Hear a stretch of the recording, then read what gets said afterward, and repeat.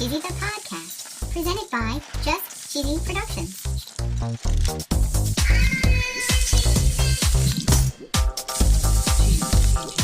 Hi there, I'm your host, Fondue. In this week's episode, we're going to talk about fondue again. We're going to talk about oil fondue, meat fondue, broth fondue, better known as hot pot. We're going to talk about the World Cheese Awards, Veterans Day, and of course, we're going to tell a very cheesy joke. Yeah, we are. Stay tuned for Season 2, Episode 26 of Just Cheesy, the podcast. Fun with Fondue Part 2.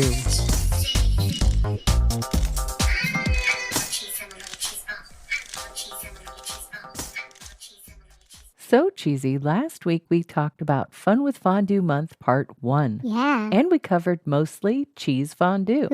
We also covered fondue for Fondue Day back in April. I remember. In Season 1, Episode 21. But today we're going to move a little bit past cheese and go on to something called... something that is French sounding but is Swiss in origin called Fondue Bourguignonne. Okay. Again, sorry about my pronunciations. Yeah. According to tasteatlas.com, this French-sounding dish started with field workers who didn't have time to go back home for a meal. They brought pots of oil to the fields and came together to cook pieces of meat. Yum. Traditionally, the meat used in this dish was beef, but apparently meat fondues can be made with pork, chicken, liver, and other vegetables. Vegetable? I'm just going to say I'm sorry right now for this next one. According to earthfoodandfire.com, German meat fondue called Fleischfondue was made in Germany. And this one could actually use either oil or broth. An oil-based meat fondue would essentially deep fry the food, and it would take anywhere from 25 to 60 seconds in the oil. And this depends on how well done you like your meat. Right. They suggest using an oil with a high smoke point, such as canola or sunflower oil, palm or coconut oil. Okay. When selecting your meat, you need to make sure it's something that'll stay on the skewer when you're putting it in the oil. Of course. They suggest using mini meatballs or sausages or cubed meats. Yum. It should be pretty thin so that it'll cook appropriately. Right. Commonly, this type of fondue is served with condiments such as Dijon mustard, chutney, salsa, and pickled cucumbers, onions, and olives are also great additions. Yummy. In the provided recipe, they suggest heating your oil to 375 on the stove and then pouring that hot oil into the fondue pot right before serving, lighting the flame to keep the oil hot. Wow. And the website called bestfondue.com has a recipe for seafood fondue. This one is another hot oil recipe. Yum. And they suggest using fish, lobster, crab, or even shrimp. On the website allrecipes.com, they have a recipe for coq au vin. This recipe includes vegetable stock, mushrooms, onions, garlic, and red wine.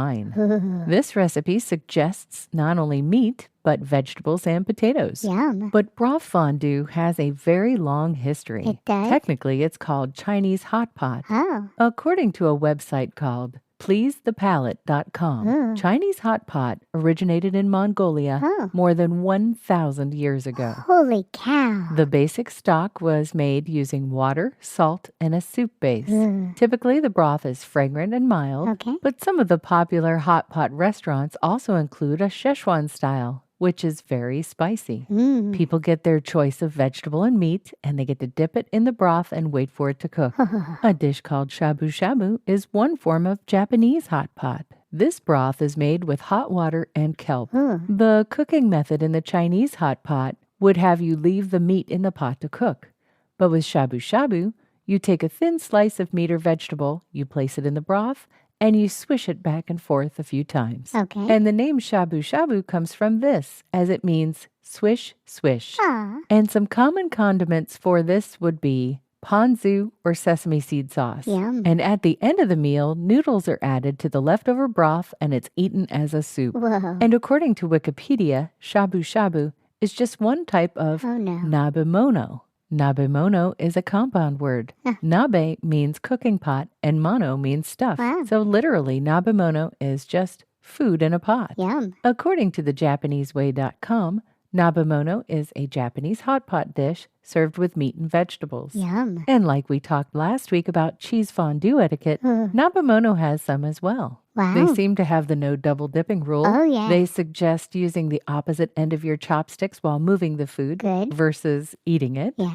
They also talk about, if you see something in the pot that looks great, only take it out if it's yours. Yeah. There are other types of Nabemono besides shabu shabu. There are? One dish is called chankanabe. Oh, no. I'm so sorry for the pronunciation. Oh, boy. This one is to help sumo wrestlers increase their body mass. What? This dish typically has more ingredients than the others. Wow. It includes meatballs, chicken, vegetables, napa cabbage, and udon. Yum. Another dish is called matsunabe. Okay. This dish became popular in the 1990s. It has a stronger broth using either miso or soy sauce, but the main ingredient is usually beef or pork. Yum. And the pork is offal, What? OFFAL, Oh. which is the animal's entrails and Ew. organ meats. Oh, that is awful. It's typically boiled with cabbage and garlic to help the flavor of the broth. Okay. There's something called sukiyaki. Okay. This dish uses thin slices of beef, Ooh. and the broth uses dashi, sake, sugar, mirin, and soy sauce. Yum. And odin includes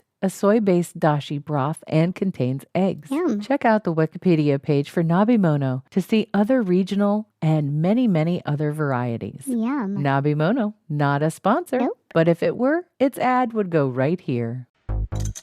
Have you ever wanted to listen to the web? Yeah. Well, Newsly makes that possible. They do? They're an all-in-one audio super app for iOS and Android. Super app. You can listen to trending articles on the web on topics that you choose and get them read to you in a natural human voice. What kind of topics? Sports, Cheese? tech, business, science. Cheese? I'm sure there's even cheese. Yay! They even have an entire section for podcasts. Are we there? Of course we are. Ooh. It's one of my new favorite podcast apps. They even have digital radio. Holy cow. Just go to www.newsly.me to download it free. Whoa. Or use the link in the description.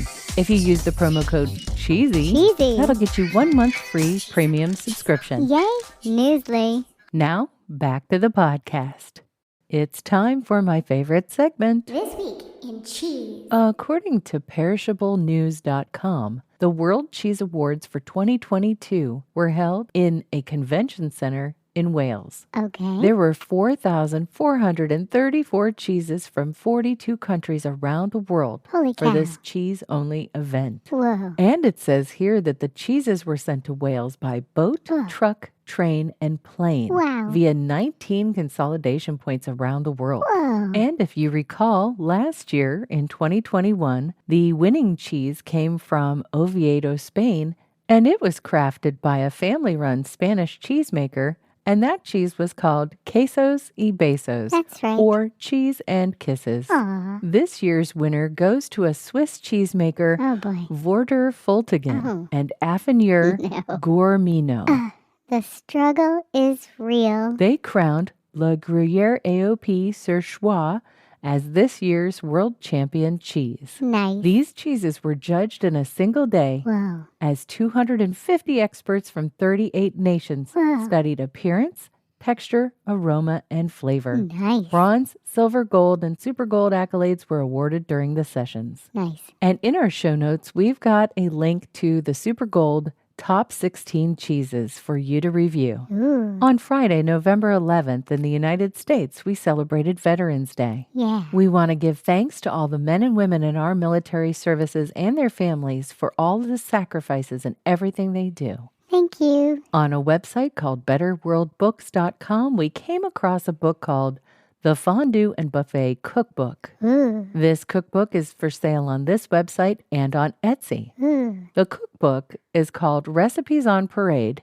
Fondue and Buffet Military Officers' Wives Cookbook, 1972. Whoa. This cookbook was compiled by military officer wives Nice. who were stationed all over the world. Wow. It has lots of different recipes, including fondue, buffet, potluck, and parties. Ooh. And once the book comes in, because of course I ordered Of it, course. we'll be able to share some of it on our Yeah. Instagram. I'm ready for a joke fondue. Why did I stop making jokes about Swiss cheese? Oh, no. Why? Because it had too many holes. Get it? Oh. Because it had too many holes? Yeah, I get it. It was dumb. I know, but it was a little bit cheesy. Thanks for listening to Just Cheesy the Podcast, Season 2, Episode 26, Part 2 of Fun with Fondue Month. Thanks. Join us next week as we conclude Fun with Fondue Month with episode number 27. Stay cheesy, everybody.